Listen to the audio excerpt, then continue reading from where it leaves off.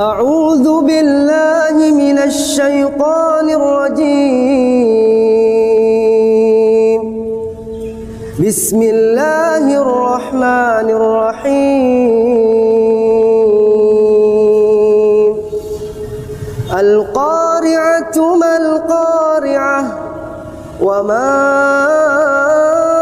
أدراك ما القارعة يوم يكون الناس كالفراش المبثوث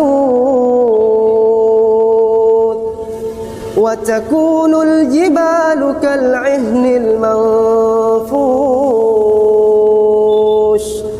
فأما من ثقلت موازينه فهو في عيشة راضية وأما من خفت موازينه